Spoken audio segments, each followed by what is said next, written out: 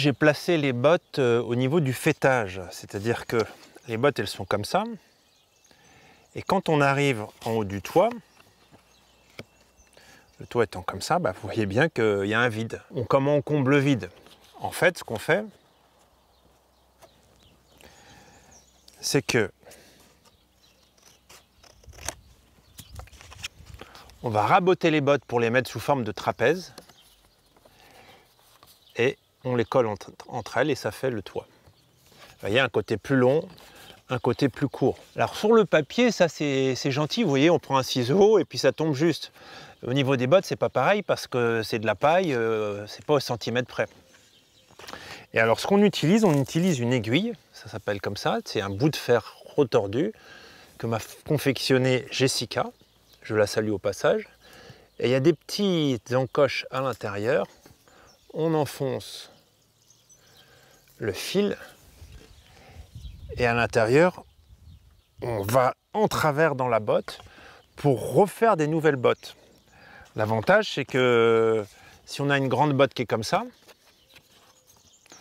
et qu'on va en travers, ça fait deux bottes qui se complètent.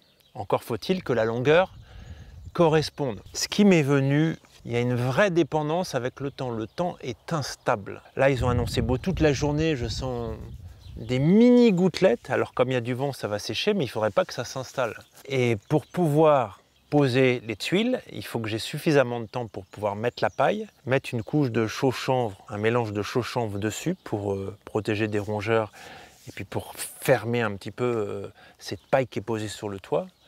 Il y a vraiment cette espèce de non-contrôle. Alors vous allez me dire, t'as qu'à mettre la bâche. Oui, mais la bâche, elle fait 50 mètres carrés, seule sur le toit. S'il y a du vent, ça prend le vent, c'est juste impossible. Est-ce qu'on peut appeler ça de l'impuissance?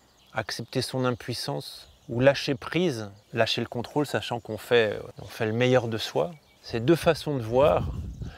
L'impuissance, je suis passif. Le lâcher prise, il y a une espèce d'abandon où j'accepte que tout ne dépende pas de moi. Au pire, qu'est-ce qui peut se passer? Gros orage, la paille est niquée, on enlève tout, on recommence une troisième fois. Bon, c'est pas ce que je préférais. Alors, ce que j'ai envie de vous dire, c'est que sur ce chemin de lâcher prise ou de l'impuissance, on aimerait pouvoir choisir l'abandon et te dire allez, je me remets au ciel, je me remets à la grâce de Dieu. Ça serait génial si je pouvais faire ça, mais j'y arrive pas tout le temps. Et puis des fois, de toute façon, à force d'avancer dans ce chantier, je me rends bien compte que je maîtrise rien du tout et que je donne le meilleur de moi-même et puis le reste, ça dépend pas de moi. Finalement, cette maison en paille, c'est la paille l'ingrédient le plus difficile à maîtriser. Là, la paille, si elle est trempée, qu'est-ce qu'on fait? Comme les couches d'un bébé, on les enlève, on les change. Seulement, j'ai pas du paille à volonté.